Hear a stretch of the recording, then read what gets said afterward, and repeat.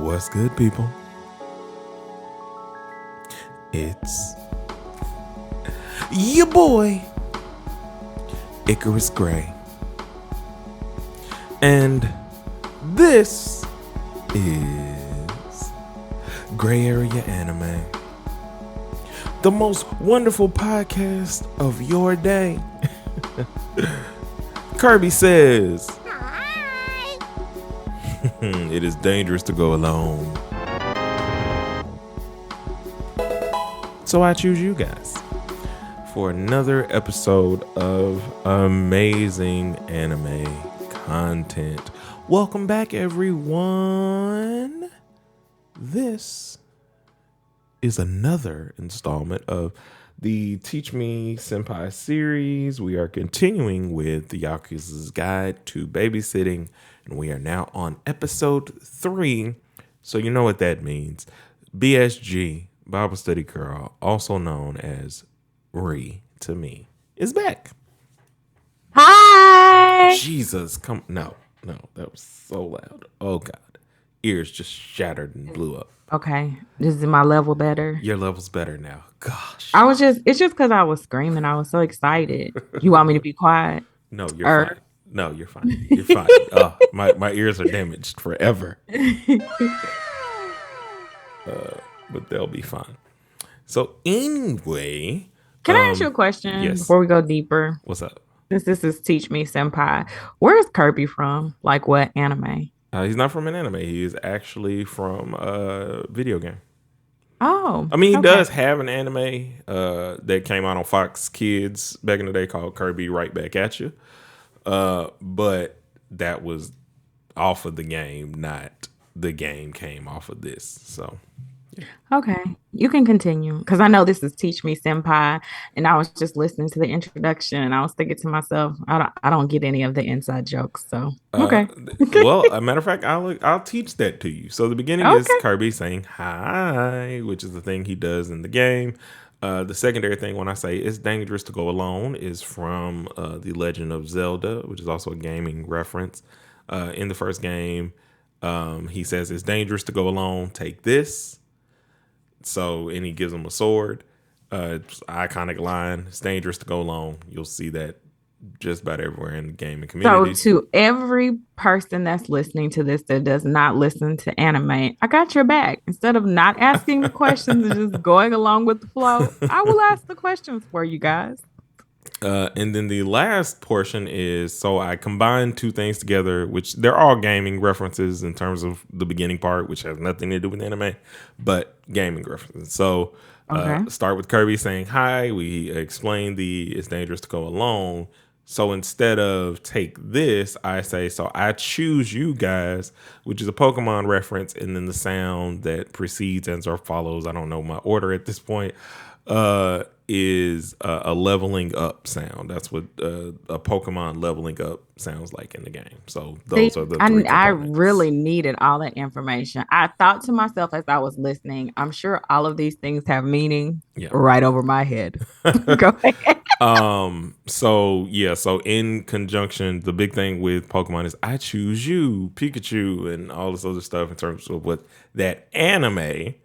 That's why I say that the sound itself does not come from the anime, but me saying I choose you guys as the audience is just my whole stuff all put together. You know, it's a cool little thing. So I hope I didn't disrupt your train of thought that much, but this is all about teaching me, and you know I'm good for questions now. No, you did not disrupt the flow, which it actually works. So we've done episode 3, and what are your initial thoughts?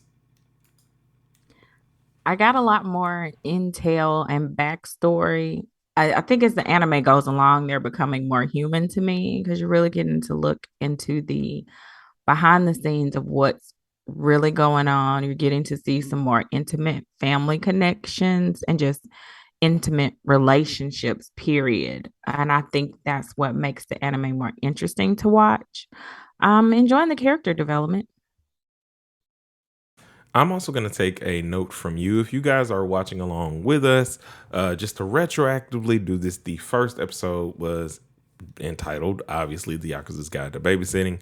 Episode 2 was A Kind Person, and this episode is entitled A Visit and a Reunion. So if you're watching along with us, that's the title of the episode.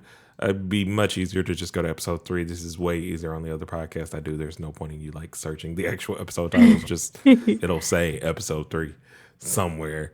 E3 will be there. Anyway. But you know what I like about the episode titles? I feel like a lot of thought has been put into them, and they Yeah. really are great capsules of what you're going to see each episode. You know, the way I function, I do write down the title of the episodes for my episode notes just to help me as I'm going along and watching. Of course, it is difficult to write notes because I have to take my eyes off the screen and I don't speak Japanese and I need to be able to read. So it's a bit of a back and forth and a little shuffle. But yeah. What did you enjoy the most about this episode? Or before we get there, do you have any questions about anything that you witnessed or saw? Of course, I have questions. The number one question I have is I thought once you in the gang, you don't get out. So how did Homeboy get out the gang? Do you know anything about Mob It's I Life and can't. how he was? It'll show you later. That's all I have to say. They're gonna show you Oh, later what the instance was. But I because mean, I was so nah, man, you get jumped in and you get jumped out, and they treating you so casual, like, oh yeah, it's cool that you're not in the gang no more. I'm like, it's that easy to get out. So I know if you haven't watched the episode, you're probably like confused. What is she talking about? Well, one of the guys that used to be in the gang. well, hold on before you get there. Go, So you go ahead. basically, picking up from the last episode, Yaika and Kirishima are now going to go to the hospital to see Yaika's mother. They've arrived at the hospital. Yaika's had a conversation with her mom and just said, "Hey, I'm sorry. I want you to keep fighting. I'll be here, and I want to talk to you, and all these other things." In the middle of that, Yaika gets hungry, and Kirishima takes her out so they can go and get something to eat. And in the midst of that, they run into the former First Lieutenant Kai and his son, and they begin to talk to him, and that's where she is right now. Go ahead. Yeah, the former lieutenant's son. I have several favorite parts of the episode. The interaction between Yaika and the former lieutenant's son is hilarious. And I also think the interaction between Yaika and the girl that's run away from home at the end of the episode are like crazy and hilarious. So those are probably like the two funniest moments. I think, I'm a softie at heart, and I think one of my favorite moments in anything I watch probably will be just those heartfelt interactions. And Mm-hmm. I love how tender the boss is towards his daughter and towards his wife. Like, I love seeing that. I love seeing his commitment to family. And like I said, I keep seeing character development. I was hard on old boy in episode Yeah, 1. Like, you were. I think it's a good lesson for me to like not judge a book by its cover, to give things time to develop and bloom and blossom, because I am getting a chance to see him as a very devoted family man. Is he gangster? Absolutely. Like, he's a boss. He's a boss's boss. But at the heart of it, he has a love for family and connectiveness. And I think part of being a boss is not showing those vulnerable parts of you, because you don't want to be taken advantage of. I'm going to do a bit of rambling because apparently I was on the wrong internet service. So I want to make sure that the audio and things of my, not co host, but guest is up to par. So I'm going to switch over to that. And as I ramble a bit, once I'm given the cue that her camera starts moving again because everything's caught back up, then we'll get right back into the gist of things. And Okay. we're back. Yeah. I think what I was saying is I think part of being a boss is, maintaining your strength. I mean, there parts of you that you can allow yourself to be seen as vulnerable. But like I think in his line of work, he just really does not get the opportunity to show how vulnerable he is. Um, so yeah, it's nice for me to see him removed from his head of the mob role and see him as a loving father and husband. I keep feeling like I got it wrong, uh, but right at the same time because I know that her aunt is her aunt, but I am so now confused as to whose sibling she is. I was wondering the same thing when they were in the hospital room. I have always just assumed that she is the wife's sister. Yeah. But when they were in the hospital room, I started to think, hey, maybe this is like his sister. Like, Because she called him Nissan, which means brother, but also it can be an honorific to, you are my brother-in-law. They don't, at least not in medium. They want to address each other in that way a lot of the times. Like it wouldn't be like brother-in-law, or whatever the case may be. They might say that, but majority of the time in anime, it's like Nissan, Oni-chan, that kind of thing. So I was like, maybe she's his sister. Their hair color is more similar. And I was it like, is. I was looking between the wife and him, trying to figure out. So, whose sister is she really? so Of course, they're definitely just operating as a family. I think much as we do. Like, there's yeah, we don't really stress in law. It's just you're my sister or you're my exactly. brother. So yeah, so any other secondary questions? Those your favorite parts are probably my favorite parts of the episode as well.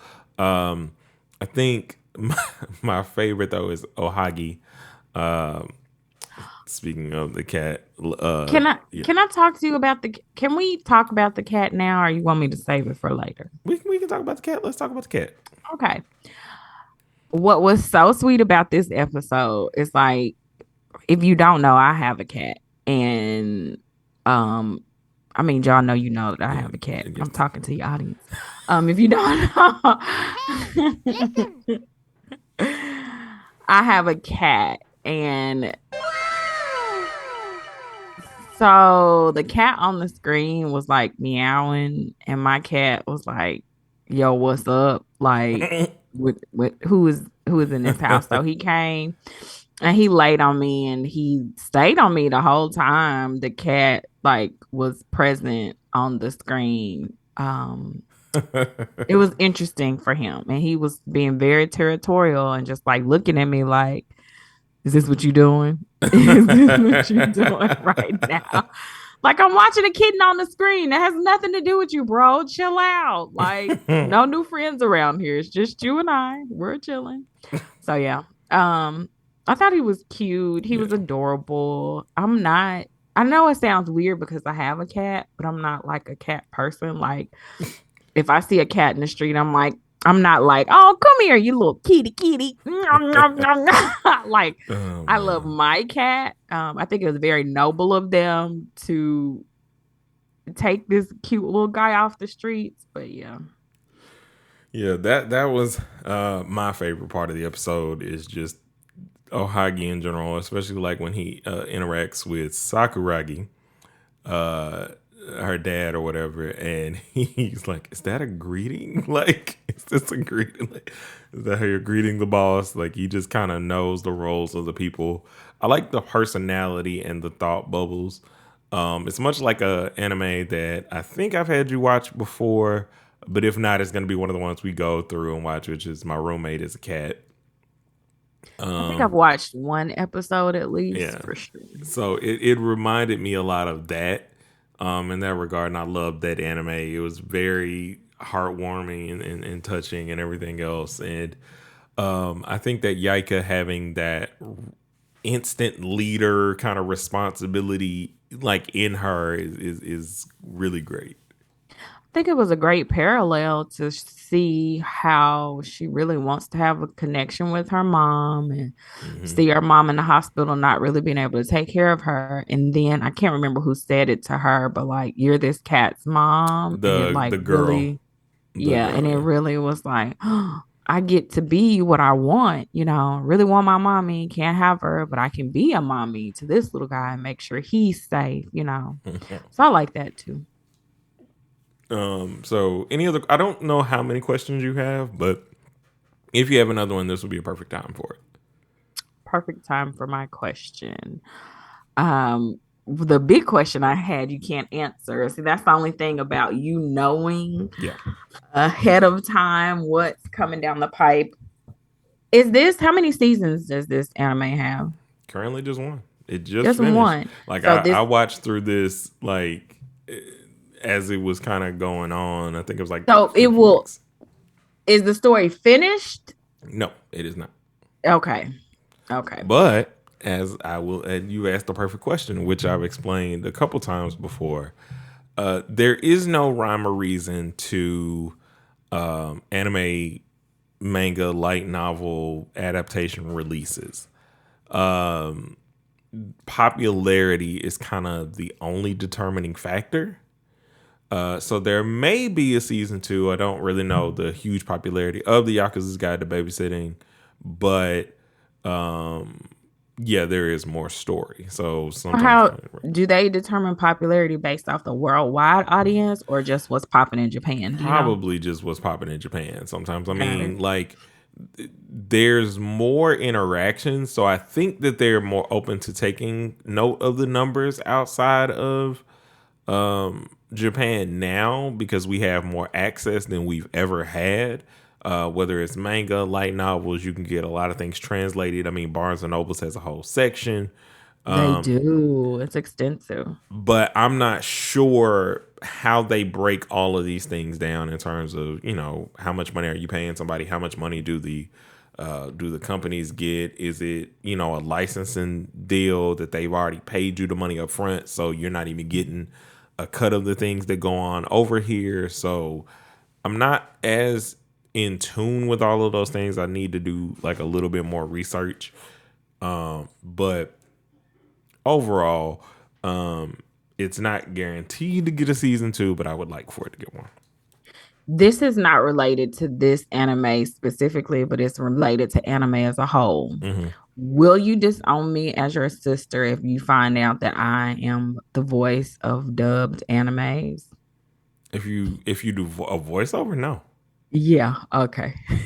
No, like I mean, get your I know bag. you're a Like I don't care purist nothing at about that. heart, and then you'll be like, wait, okay, better question. Would you start listening to whichever animes I've dubbed over? It depends on what it is. It doesn't even matter, bro. It It's does about matter. support. It does matter for me. I'm not watching a crap anime just because you did a voiceover on it. No, no, no, I will no. My not. voice, even if it's crap, my voice will bring it to life, bro. Come on. No. No. There are so many animes that have like a See, you good complain. voice Listen to actor, me. but just You complain all the I'm time not doing about these it. weak voices, but baby. No, it's not the weak voices. It's the understanding. I was doing something today, right? Mhm. I was practicing before we came on with like kind of sounding like Kirishima in terms of stuff that he said. Yada yada. Yada. What does he say? He says Yaika-chan because he's in the voice tone that I can do. Baka. Like when he says stupid, and I'm like, oh, that's kind of cool. And there was something else I said So you two are attempting that to would dub over be animes. Is that what you're telling well, me? I was speaking in Japanese, Oh, okay. but like if I do, I want to do like because the way they say things and the inflections matter, and I don't think a lot of the time voiceover actors really take that into account. They just translate. So I'm gonna say it how I would say something, and it's like you'll say something like in a New York, Brooklyn kind of accent, and I think that sometimes you have to understand what those inflections mean, what they're kind of saying, why they're saying it this way, why it resonates so much with us subbed listeners and stuff. And I've said this before. There's a difference between saying Bankai and it's different in terms of how we've watched it. I need for you to let these actors put their own interpretation No, Oh, Do that on your own works. Interpret something else. Like, it's different. Like, if you're saying the people who do the Marvel movies, right? That is their own interpretation. A lot of the times, right. the problem though is where you want to like change source material to fit new narratives or whatever the case it is that you want to do. There's validity to be brought in your individuality of understanding the source material, understanding what you're standing on, instead of being like, oh, I just want to give this my own life. And it's like, but that ain't what the movie is asking for. The movie is technically asking for these characters to be brought to life, not for you to be like, I think I'll do the character like this. Like, it just don't work that way. Get out of here, guys. You know? I So, understand. I feel like I keep getting you off of your train of thought, and I don't want to. No, it's perfectly in train of thought, because I was thinking about this anime and how perfectly voiced people are to me in terms of their temperaments, in terms of Yakuza lifestyle. I'm surprised you haven't asked me any questions about the end of the episode yet. Not that I can answer. It depends on what question you ask. See, here's the thing. I'm not even going to ask you questions about the end of the episode, because it's like, I feel like that will unfold. Yeah. You know, I'm not like, I don't want spoilers. Yeah. I just thought, I asked the question about the guy at the beginning because I thought that was going to be, you know what I'm saying? You like, thought that was going to be it. They weren't going to see him again. No, he's right. going to come back. It's because it's a part of Toru's or Kirishima's story in how it seems like it's part of his story, and that was his go-to guy, the guy he looked up to the most, that the sister pointed that out. Yeah. Also, I don't even really want you to answer this question, but I feel like the sister is feeling him, like, and I'm gonna leave it alone. I'm just gonna say no. You don't. I'll do some more research on it, but no, it's just more of a sister feeling who, Kirishima? Yeah. No, not like that. It's just they all have a vested interest in him in terms of like his growth. And you'll just see like how much he's grown from so many different perspectives. Okay. So, interesting. Because she threw up some observations, and she was just like walking down memory lane in her own head thinking about him. And I'm like, girl, is you feeling him? Because you've been watching him. See, that's an Americanized thing. Normally it's way clearer when there's actual romantic interest, because they don't, like, when they're just thinking of a memory and they do like the chibi art, which is you've seen the art done by Devin, is the smaller kid-like forms. That's I did notice that. That was more to exude the funniness of that scene, and the fact like he probably doesn't even notice, like, because that's not his natural nature. That's why, you know, it's like, that's why they played in off of that. Normally, they're more intentional when there's something that's romantic in terms of stuff that's happening. We'll do a slice of life romance one, because I think Rascal Does Not Dream of Bunny Girl Senpai will be a great slice of life kind of, you know, character development thing for you to do, and it's one of my all-time favorites. So we'll have to. Starting to feel like everything is your favorite, but okay. I mean, family trait. I'm the spirit of my cousin sometimes. Yeah. Because the other day, small aside, guys, we were watching my favorite, one of my favorite movies that I forgot should have been on my list, because it was the first DVD that I owned and a big memory for me. Can you guess what that is? No, that's not the first DVD I owned. I don't know. First DVD I ever owned and bought was Rush Hour 2. Now, this is fake news. I'm talking about this being one of your favorite movies, because never in life. I can tell you, we went to Riverdale to see it. Your friend was with us. Me, you, mom, dad. My female friend or my male friend? Your female friend. Okay. And I will never forget those bloopers at the end of the movie. The whole, damn, he ain't going to be in Rush Hour 3. And we just burst out laughing. And then it's the first thing I owned in terms of a DVD on my PlayStation 2. First thing I got that definitely and I can recite the movie. I can sit next to you and recite this movie in ways that will let you know, you know it is my what favorite I hate? movie. I hate that you are not close to me right now, So we so could do I can this? really see this because you Oh have no, we time gonna to do it learn this soon as I movie. get home. Soon as I can. No, But you you can. have No, had no, time to no. learn You it. can. Matter of fact, after this, we'll get right back onto this guy. Sorry, this is sibling rivalry here. You can ask Your wife? Charmaine Oh. because I watched it with her.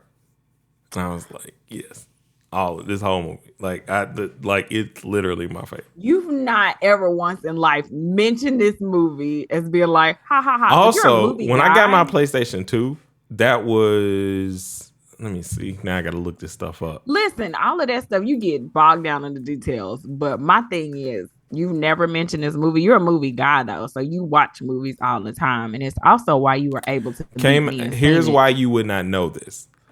Came out in 2000. You graduated 2001. Correct. And then by the time it would have been on DVD, you were not in the house. I was you were not at in your college. house. So You're there's right. I was no in college. connection point to you understanding that that's my favorite movie and why. You are correct. Like, because at that point in time, we had to wait for a long time for DVDs to come out. By Long the time it time, came bro. out, baby, I was out that thing. So, Yeah. yep. You probably So watched it every day and I would never know. it was the only DVD I had. So yes, I watched it a lot. Like there are so many things that I could tell you about, like the bloopers. Like there's a part in the bloopers where Jackie Chan breaks his ribs doing a stunt, and you just would have never noticed that if you don't watch the extras and everything else that I watched on that movie. So Fun fact you find out every day. You're teaching me, senpai. but back to the anime. Yeah, are there any other points in the anime that stood out for you? Things that like you were like, this reminds me, or this is just a good show overall, kind of thing. I don't have any other particular points that stood out that made me, I feel like I shared all of those with my connections. I'm a big family girl and I love to see like bonded relationships and I love to see good dads in action. So Yeah. So overall, this was an amazing episode. It felt quick, because it just sets up with the hospital visit. ooh, quick question. So the fangirl so basically everybody in town knows who the Yakuza are or whatever. You just kind of know the look of a Yakuza. It doesn't mean that she knows like who they are, what family they represent, everything else. Okay. It's just like you kind of look, and because he's calling her Ojo, like Ojo-san, like little lady, he's not calling her by a name. That's like a, the level of respect in terms of how he's speaking, how he's dressed. You can see his tattoo on his wrist, I'm sure. Yeah. And by definition, he probably has dyed hair of some sort, or like there's small like hints and clues of things that are going on over there, because tattoos are a huge, I'm not gonna say a no, but they're culturally, there are a lot of places in terms of the bathhouses and stuff that they go to that you cannot have tattoos. Mm-hmm. Because the tattoos could symbol gang involvement, this, that, and the third. So that's another reason why, like, if she's looking at somebody, you can kind of be like, you're probably this kind of person. Well, I tell you one thing, she wasn't scared of him because she wanted her selfie. No. And she was very accurate about her mental capabilities because she was a bit like not on the smart side, like sis. This is not, and it's just day one. Like you done ran away from home, bought this cat some food, and now you can't feed yourself. Like he said, go home. Yeah. Just go home. The streets are not for you. And that is the message for today. Everybody is not for the streets. And the streets are not for everybody. That's all I got. That's what you got for the episode. Okay. Well, I think the next episode you're going to enjoy a lot. It's hilarity. It's just, I was not expecting the next episode at all, in terms of like, oh my God, this is ridiculous. This is crazy. And it further shows just kind of like the changing of the guards. And it kind of explains more to you like the modernization of stuff going on and the fact that they get who they are. Okay. But yeah, so um, final thoughts on the episode? Final thoughts. I think it was a great you keep talking about slice of life, and I think the knife is going a little bit deeper and we're opening this slice up a little more. Like, when you're cutting a watermelon and you first get through, it's like hard, but then like the more you cut, like the easier it cracks open, you can hear it cracking. I'm just talking about watermelon because it's my favorite food. So I was like about to say that. yeah, I it's get my that. favorite. So it's like I'm cutting this watermelon open. I'm almost finished with this first. And then when you're cutting it, you can smell. Like I love the smell of watermelon when I'm cutting it. Like if it smells really good, I know it's gonna be good. So I feel like the fragrance coming off of this is it's getting good. It's gonna be really good. And I can't wait to split it, this slice of life wide open. I'm glad that you're enjoying it. I do know that this is your genre. If nothing else, I know that this is your genre. This is where a lot of the things that I suggest for you and a lot of things that we'll review will reside. Also, this is the first episode that'll be under my new format of building because I'm currently sticking to my schedule and being on time because I'm responsible. And with that, that means we're going to start increasing the release of episodes. So you just got episode 2 on Monday, and you'll be getting this episode as you're listening. It is Saturday because I want to be able to get as many of the episodes out so we can watch more and be kind of caught up. So you guys are not like, oh my God, you're still watching this? Because we're going to complete this one. And we're also going to complete Ascendance of a Bookworm. Just, you got to give me like about a month and a half to get some things going on with Prima Diva. And she'll be back and regularly recording with us as well. But if you want to keep updated and see other things, see me talk about more anime, go to youtube.com/Icarus Gray. You can follow me on Instagram at Icarus_Gray. You can follow me on Twitter at Icarus Gray, all one word. And make sure you go to the Gray Area Anime Facebook channel like that so you'll be able to get updates on all the podcast drops, blog posts, and things that are going to be happening later on over on that website, as well as my Icarus Gray artists page, because the album is coming this spring and there's promotions and all kind of things that we're going to have going on. Lots of great stuff that I'm building up for you guys. Some merch that you'll be able to get your hands on, and I'm really, really excited about it. Thank you, BSG. Please go to BibleStudyGirl.com and check out blog posts every day, podcasts on Saturday, or podcast Sunday through Friday, podcast on Saturday. We do a lot of work over there. Go and check us out. We'll catch you in the next one, a 1 and a 2, and a peace.